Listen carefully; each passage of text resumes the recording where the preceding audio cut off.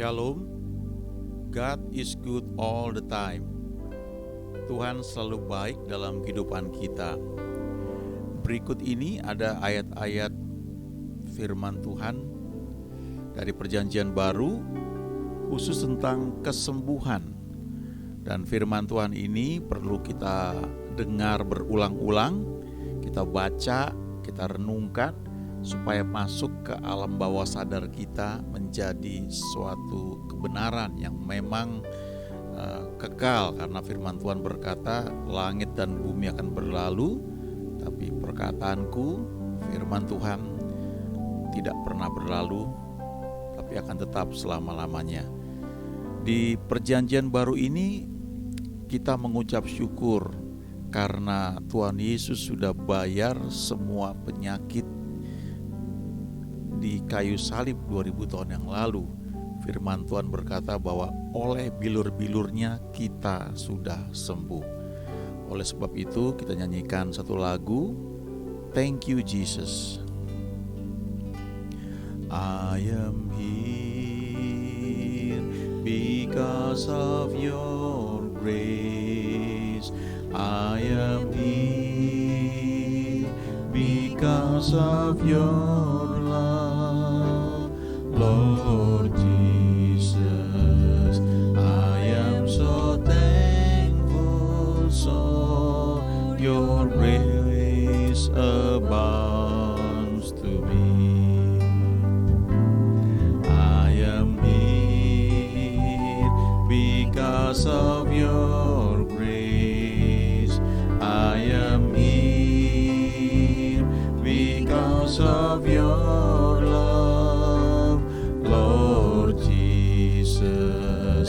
I am so thankful for your grace abounds to me.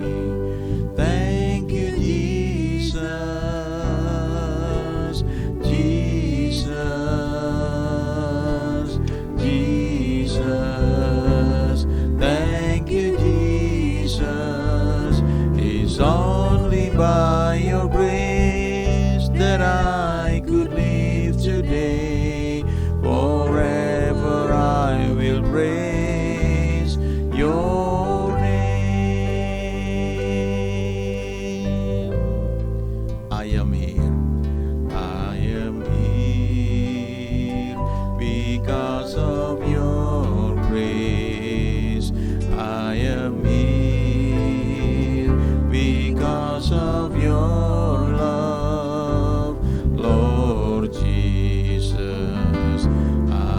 so thankful for your grace abound to me. Thank you, Jesus. Thank you, Jesus.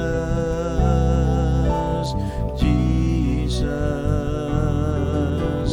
Jesus.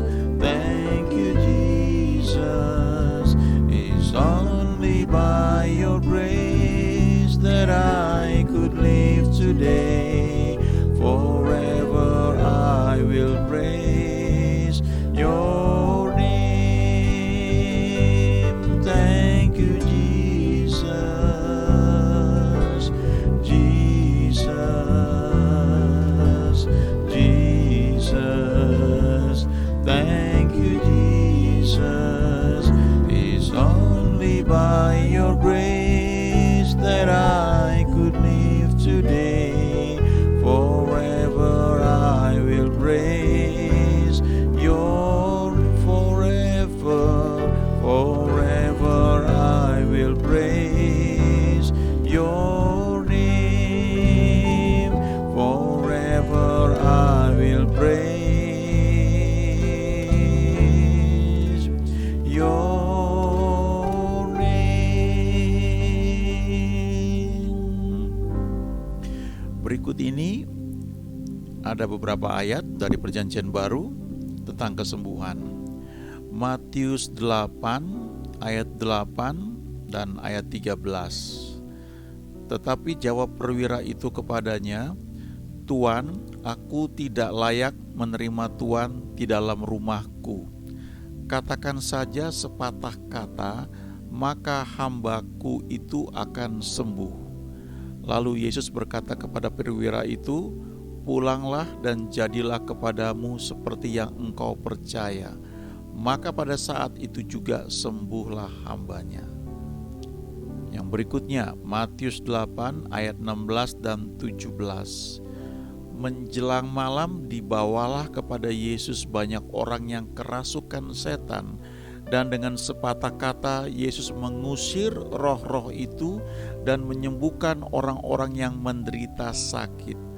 Hal itu terjadi supaya genaplah firman yang disampaikan oleh Nabi Yesaya, Dialah yang memikul kelemahan kita dan menanggung penyakit kita.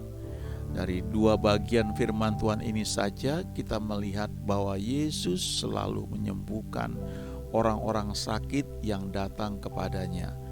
Alkitab berkata di Yohanes 1 bahwa firman itu telah menjadi manusia, yaitu Yesus. Dan firman Tuhan adalah menyatakan kehendaknya. Jadi kita melihat bahwa Tuhan Yesus selalu menyembuhkan orang sakit yang datang kepadanya, maka kita bisa melihat bahwa memang Tuhan selalu mau menyembuhkan kita yang datang kepada Dia. Dan di Perjanjian Baru khususnya, hal tersebut telah dilakukannya 2000 tahun yang lalu di kayu salib. Oleh sebab itu, mari kita nyanyikan lagi lagu ini, Terima kasih Yesus, ku ada sebab anugerah-Mu, ku ada karena kasih-Mu. Haleluya. Ku ada sebab anugerah-Mu, ku ada karena kasih-Mu, Tuhan Yesus. Ku berterima kasih buat kasih rahmat-Mu. Ku ada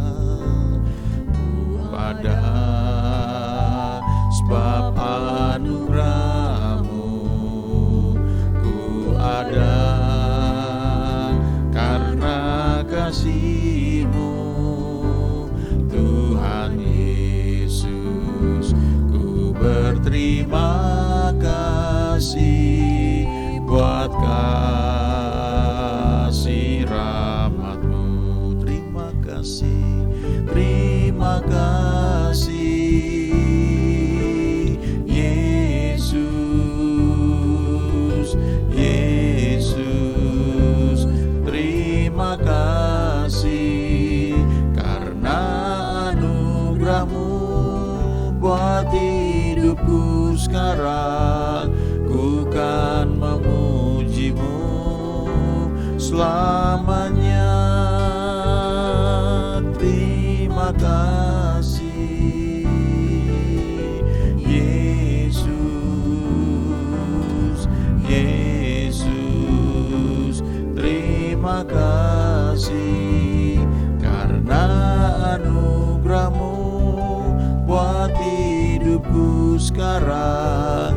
Ku kan memuji-Mu selamat. Terima kasih, terima kasih Yesus, Yesus. Terima kasih karena anugerah-Mu buat hidupku sekarang. Ku kan memuji-Mu selamanya. Ku kan memuji-Mu selamanya. Ku kan memuji-Mu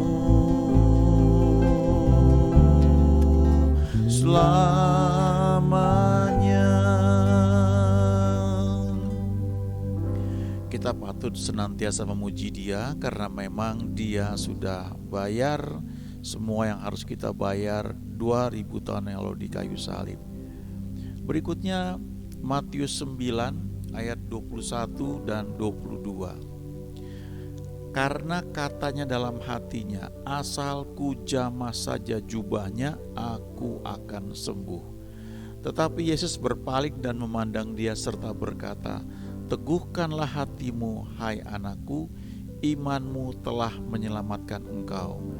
Maka sejak saat itu sembuhlah perempuan itu. Matius 10 ayat 7 dan 8. Ini perintah Tuhan kepada murid-muridnya. Pergilah dan beritakanlah kerajaan surga sudah dekat.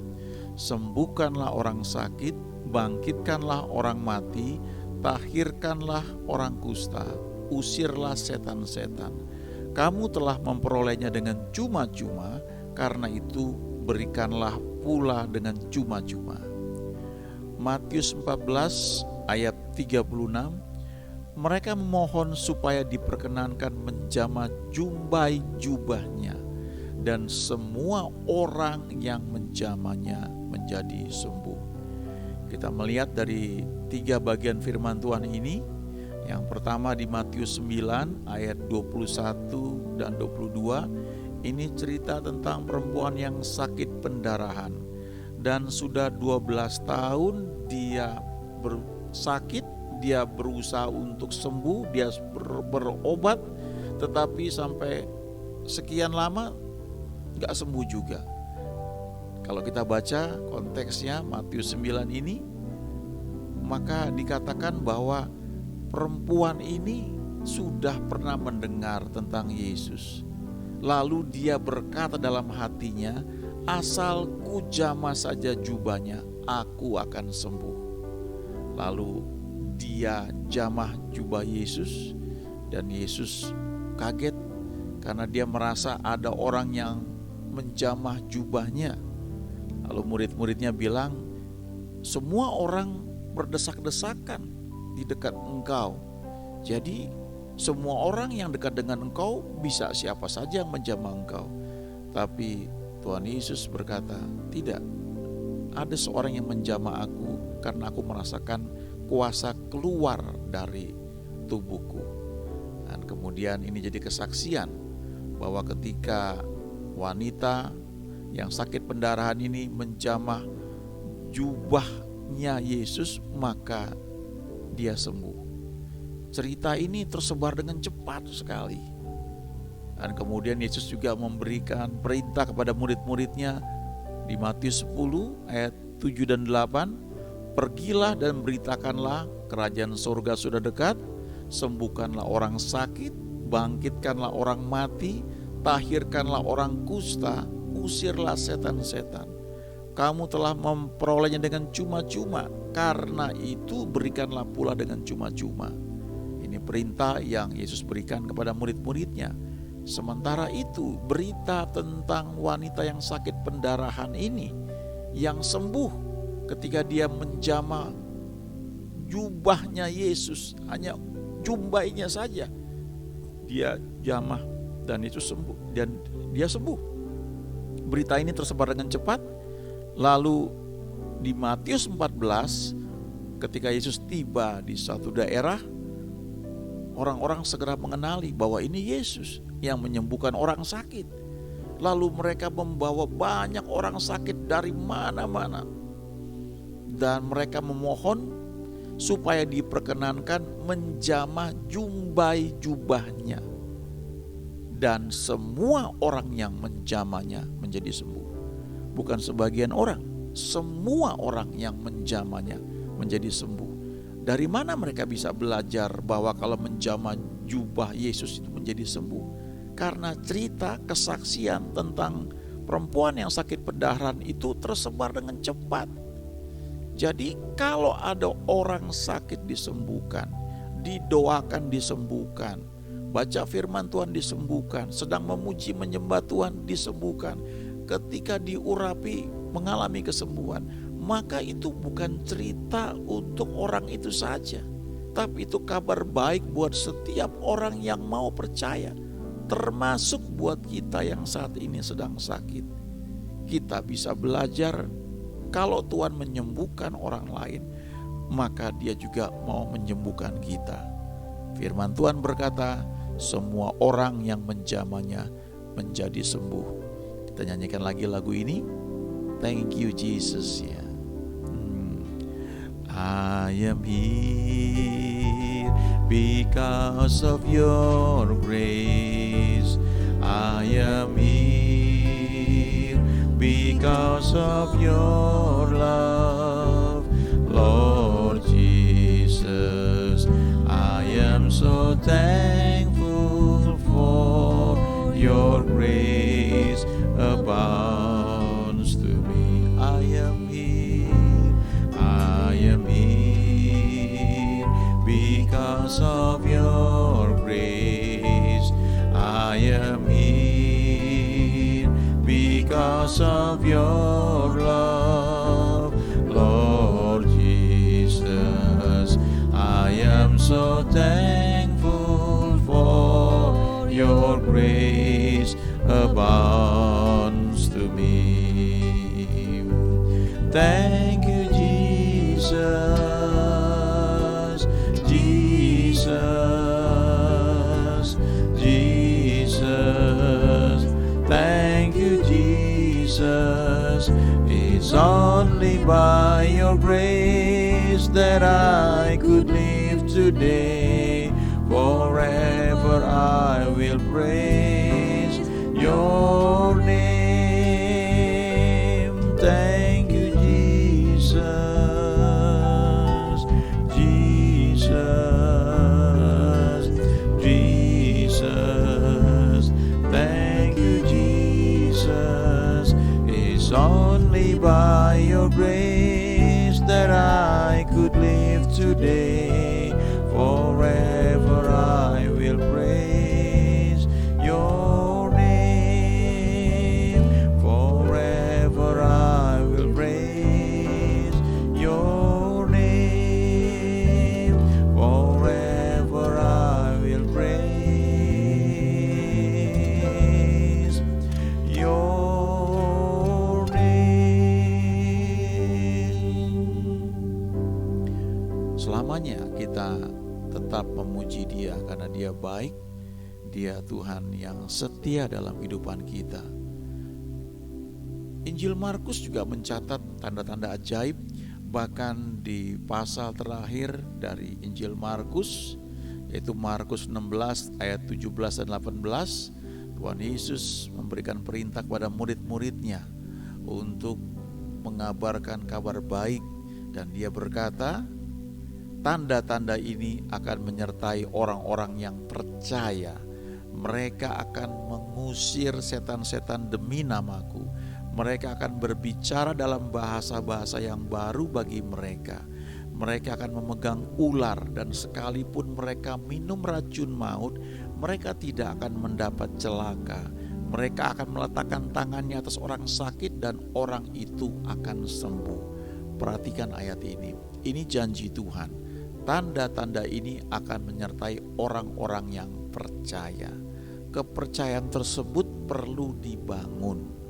Kepercayaan itu mempengaruhi apa yang kita terima dari Tuhan. Kuasa Tuhan tidak berubah, kasih Tuhan tidak berubah, tetapi itu bisa terhalang kalau ada ketidakpercayaan, ada keraguan. Oleh sebab itu kita perlu jaga dengan baik apa yang kita dengar dengan telinga kita, apa yang kita lihat dengan mata kita. Jangan sampai itu mengurangi percaya kita kepada Tuhan, seperti yang Dia janjikan di sini, bahwa tanda-tanda ini menyertai orang percaya. Orang-orang percaya itu akan mengusir setan-setan demi nama Yesus. Mereka akan berbicara dalam bahasa-bahasa yang baru. Mereka akan memegang ular, dan sekalipun mereka minum racun maut, mereka tidak akan mendapat celaka. Tolong diperhatikan bahwa ini konteksnya bukan untuk pertunjukan. Bukan untuk menunjukkan bahwa saya bisa minum racun maut dan tidak apa-apa. Tapi ini konteksnya ketika ada racun, ada sesuatu yang kita nggak tahu, dan kita minum, Tuhan berjanji ada perlindungan, tapi jangan mencobai Tuhan. Kemudian dikatakan berikutnya lagi, mereka orang-orang percaya ini akan meletakkan tangannya atas orang sakit. dan tidak ketularan dengan penyakitnya. Tapi sebaliknya orang sakit itu yang jadi sembuh.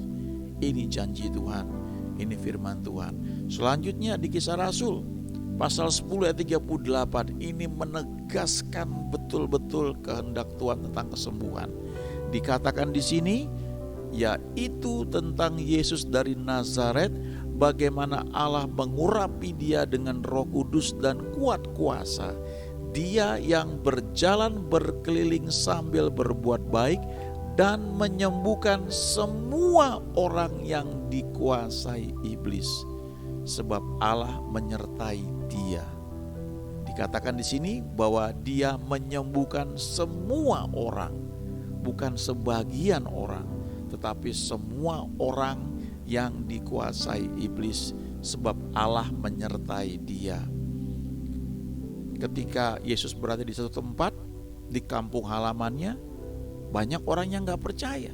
Dan ketika banyak orang tidak percaya, maka dikatakan ia tidak dapat membuat suatu mujizat pun di sana.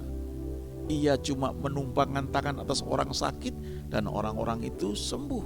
Tapi gak banyak mujizat karena ada ketidakpercayaan, ada penolakan. Tapi ketika dia diterima, ketika dia dipercaya bahwa dia bisa menyembuhkan, maka Alkitab berkata dia menyembuhkan semua orang yang dikuasai oleh iblis.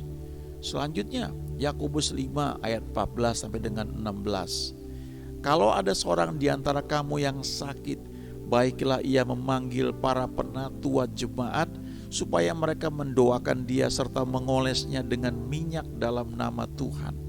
Dan doa yang lahir dari iman akan menyelamatkan orang sakit itu, dan Tuhan akan membangunkan dia. Dan jika ia telah berbuat dosa, maka dosanya itu akan diampuni. Karena itu hendaklah kamu saling mengaku dosamu dan saling mendoakan supaya kamu sembuh. Doa orang yang benar bila dengan yakin didoakan sangat besar kuasanya. Ini firman Tuhan yang ditulis oleh Yakobus, bahwa kalau ada yang sakit bisa memanggil penatua jemaat, pelayan Tuhan dari gereja, supaya mereka mendoakannya serta mengolesnya dengan minyak dalam nama Tuhan Yesus. Selanjutnya dikatakan doa yang lahir dari iman, artinya doa yang lahir karena ada dasar firman Tuhan. Sebab firman Tuhan itu yang menghasilkan iman.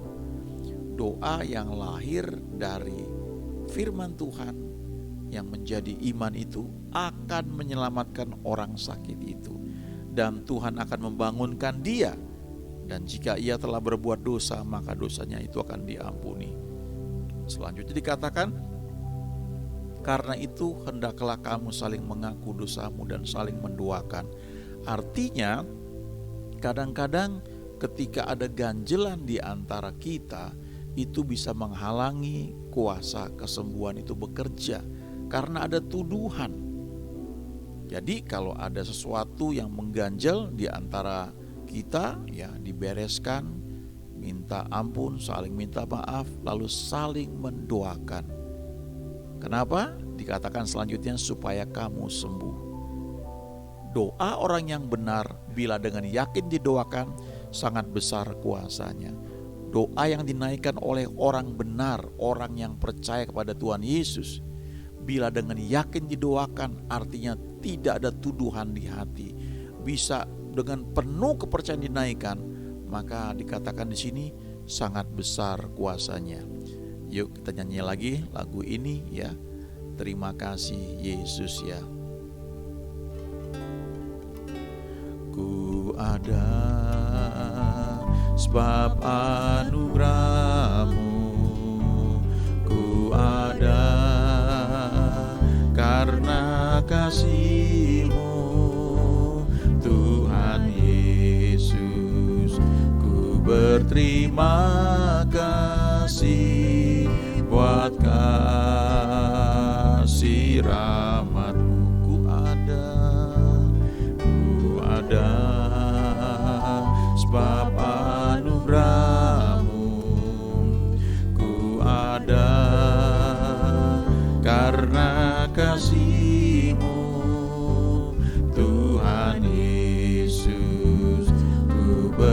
Terima kasih buat kasih rahmat-Mu. Terima kasih Yesus, Yesus.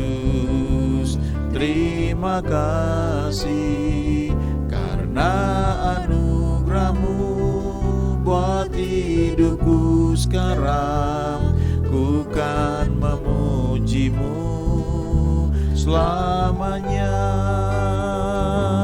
Terima kasih Yesus, Yesus. Terima kasih karena anugerah-Mu buat hidupku sekarang. Ku kan memuji-Mu selamanya.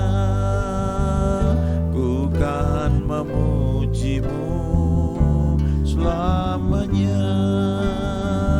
Ku kan memuji-Mu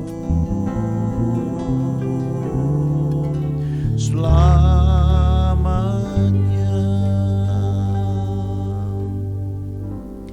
Selanjutnya di 1 Petrus 2 ayat 24, ini ayat yang spesial di Perjanjian Baru. Spesial karena ini ditulis setelah Yesus mati di kayu salib, dibangkitkan dan naik ke surga. 1 Petrus 2 ayat 24, Ia sendiri telah memikul dosa kita di dalam tubuhnya di kayu salib, supaya kita yang telah mati terhadap dosa hidup untuk kebenaran. Oleh bilur-bilurnya kamu telah sembuh. Ya, oleh bilur-bilurnya kamu telah sembuh. Kemudian Lukas 5 ayat 12 dan 13. Pada suatu kali Yesus berada di dalam sebuah kota. Di situ ada seorang yang penuh kusta. Ketika ia melihat Yesus, tersungkurlah ia dan memohon, Tuhan, jika Tuhan mau, Tuhan dapat mentahirkan aku. Lalu Yesus menjamah orang itu dan berkata, Aku mau, jadilah engkau tahir. Seketika itu juga lenyaplah penyakit kustanya. Dua bagian firman Tuhan ini perlu kita camkan, kita renungkan, khususnya bagi kita yang hidup di dalam Perjanjian Baru.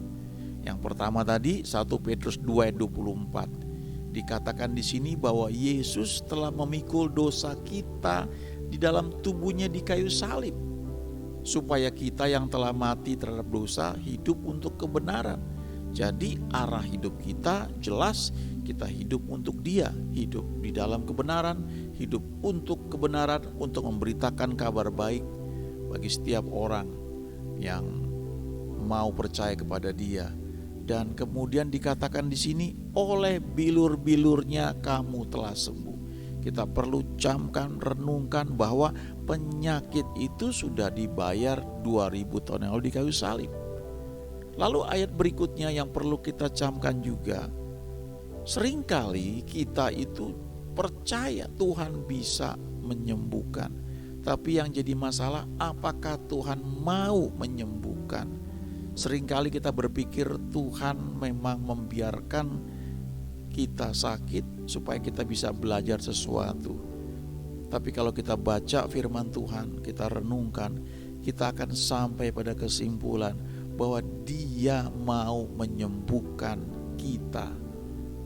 Itu sebabnya ketika orang kusta ini datang kepada Yesus dan dia tersungkur dan dia bilang, Tuhan, jika Tuhan mau, Tuhan dapat mentahirkan aku. Yesus langsung menjamah dia dan berkata, Aku mau, jadilah engkau tahir. Dan saat itu juga langsung penyakit kustanya lenyap. Seringkali yang mengganjal dalam kehidupan rohani kita, untuk jawaban doa kita adalah pertanyaan, apakah Tuhan mau atau tidak? Perlu kita banyak merenungkan firman Tuhan, janji-janjinya, sehingga kita percaya bahwa Dia selalu mau yang terbaik buat kita. Salah satu perkataan Tuhan Yesus di Perjanjian Baru. Dia bilang begini di Matius 7 ayat 7 dan 8 dan ayat-ayat selanjutnya. Bapa manakah di antara kamu kalau anaknya minta roti atau minta ikan, tapi memberikan ular atau kalajengking? Jika kamu yang jahat tahu memberi yang baik kepada anak-anakmu, apalagi Bapamu yang di surga. Saya bacakan lagi dari bagian pertama ayat-ayat ini dan camkan, renungkan, bahkan coba dengar berulang-ulang. Kalau perlu ketika tidur, setel dengar ini, supaya firman ini masuk ke alam bawah sadar kita dan membentuk mindset kita bahwa Dia Tuhan yang selalu mau menyembuhkan. Matius 8 ayat 8 dan 13. Tetapi jawab perwira itu kepadanya, Tuan, aku tidak layak menerima Tuhan di dalam rumahku. Katakan saja sepatah kata, maka hambaku itu akan sembuh. Lalu Yesus berkata kepada perwira itu, pulanglah dan jadilah kepadamu seperti yang engkau percaya. Maka pada saat itu juga sembuhlah hambanya. Matius 8 ayat 16 dan 17. Menjelang malam dibawalah kepada Yesus banyak orang yang kerasukan setan, dan dengan sepatah kata Yesus mengusir roh-roh itu dan menyembuhkan orang-orang yang menderita sakit. Hal itu terjadi supaya genaplah firman yang disampaikan oleh Nabi Yesaya. Dialah yang memikul kelemahan kita dan menanggung penyakit kita. Matius 9 ayat 21 dan 22. Karena katanya dalam hatinya, asalku jamah saja jubahnya, aku akan sembuh.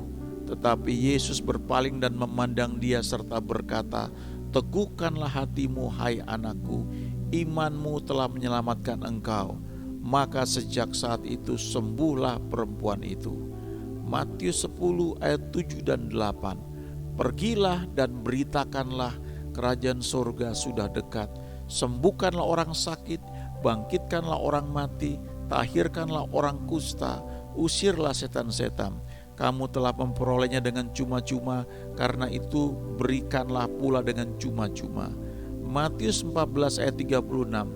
Mereka memohon supaya diperkenankan menjamah jumbai jubahnya, dan semua orang yang menjamahnya menjadi sembuh. Markus 16 ayat 17 dan 18. Tanda-tanda ini akan menyertai orang-orang yang percaya. Mereka akan mengusir setan-setan demi namaku. Mereka akan berbicara dalam bahasa-bahasa yang baru bagi mereka. Mereka akan memegang ular, dan sekalipun mereka minum racun maut, mereka tidak akan mendapat celaka. Mereka akan meletakkan tangannya atas orang sakit dan orang itu akan sembuh. Kisah Rasul 10 ayat 38, yaitu tentang Yesus dari Nazaret. Bagaimana Allah mengurapi dia dengan Roh Kudus dan kuat kuasa. Dia yang berjalan berkeliling sambil berbuat baik dan menyembuhkan semua orang yang dikuasai iblis, sebab Allah menyertai dia. Yakobus 5 ayat 14 sampai dengan 16.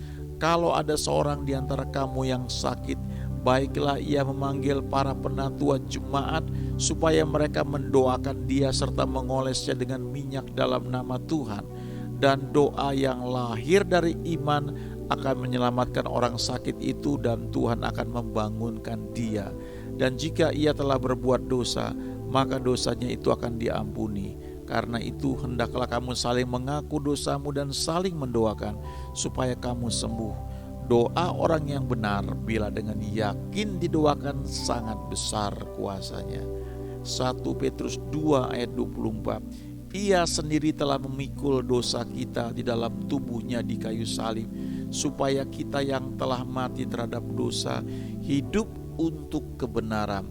Oleh bilur-bilurnya kamu telah sembuh. Lukas 5 ayat 12 dan 13. Pada suatu kali Yesus berada di dalam sebuah kota. Di situ ada seorang yang penuh kusta. Ketika ia melihat Yesus, tersungkurlah ia dan memohon, Tuhan, jika Tuhan mau, Tuhan dapat mentahirkan aku. Lalu Yesus mengulurkan tangannya, menjamah orang itu dan berkata, aku mau, jadilah engkau tahir. Seketika itu juga lenyaplah penyakit kustanya. Semua bagian firman ini perlu kita baca, kita renungkan berulang-ulang, bahkan kita perkatakan. Ketika Yosua menggantikan Musa sebagai pemimpin, maka Tuhan berkata kepada Yosua, janganlah engkau lupa memperkatakan kitab Taurat ini, tapi renungkanlah itu siang dan malam, supaya engkau bertindak hati-hati sesuai dengan yang tertulis di dalamnya. Sebab dengan demikian perjalananmu akan berhasil dan engkau akan beruntung. Pada saat itu Yosua cuma merenungkan, memperkatakan kitab Taurat. Pada saat itu baru ada Taurat Musa. Kali ini, saat ini, masa ini kita punya 66 kitab. Dan ke-66 kitab ini menceritakan tentang Yesus yang adalah juru selamat yang menyembuhkan setiap orang yang datang kepadanya.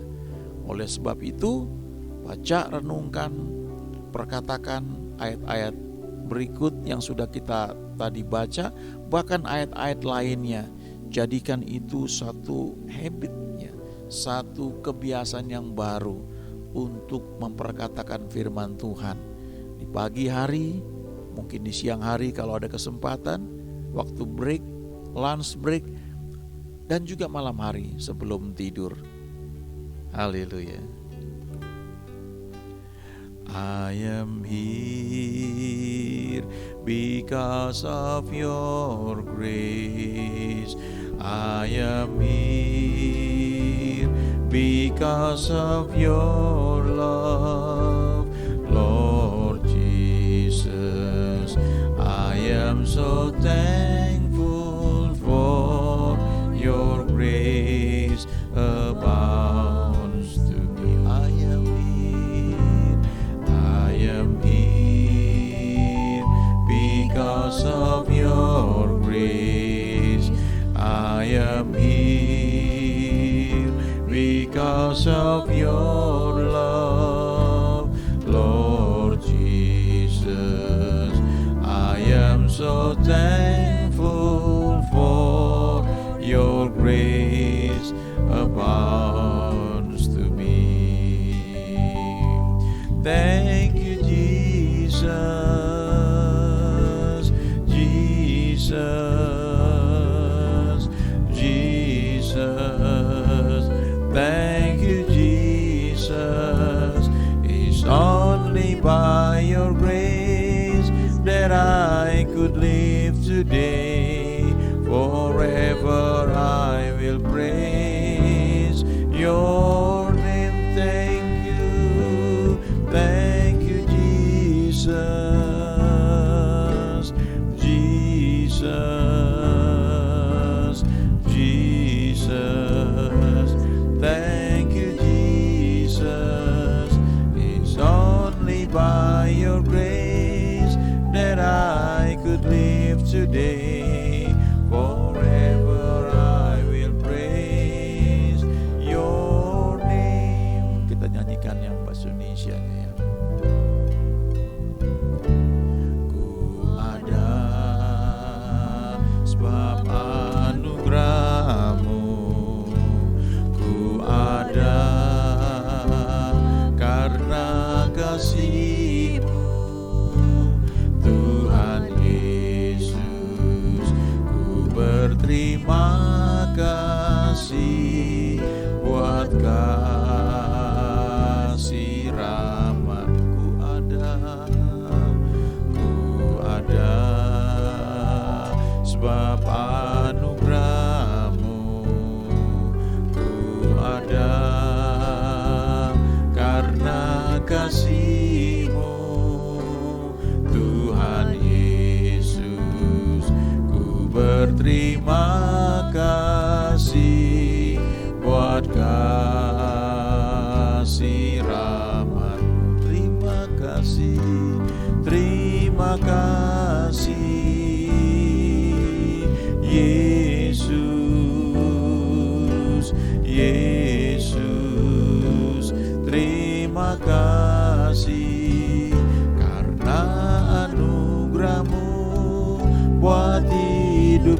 sekarang, ku kan memuji-Mu selamanya. Terima kasih Yesus, Yesus. Terima kasih karena anugerah-Mu buat hidupku sekarang, ku kan memuji-Mu selamanya. Terima kasih, terima kasih Yesus, Yesus. Terima kasih karena anugerah-Mu buat hidupku sekarang, ku kan memuji-Mu selamanya. Ku kan memuji-Mu selamanya. Ku kan memuji-Mu selamanya. Terima kasih karena 2000 tahun yang lalu Engkau datang ke dunia. Engkau berbicara dengan bahasa manusia, dan Engkau berkata, "Akulah jalan dan kebenaran dan hidup. Tidak ada seorang pun yang datang kepada Bapa kalau tidak melalui Aku." Dan Engkau menyembuhkan semua orang sakit yang datang kepadamu untuk minta disembuhkan. Dan mereka yang percaya, mereka semua disembuhkan. Kami membaca 4 kitab Injil, bagaimana tanda-tanda mujizat terjadi ketika orang datang kepadamu dan percaya. Terima kasih karena ketika Engkau disalibkan, Engkau sudah bayar semuanya. Dan ketika Engkau naik ke surga, Engkau mengutus Roh-Mu yang kudus untuk mengajar kami, mengingatkan apa yang telah Engkau katakan sebelumnya, dan membuat kami bisa mengalami janji yang Tuhan berikan bagi orang percaya. Terima kasih Tuhan, terima kasih.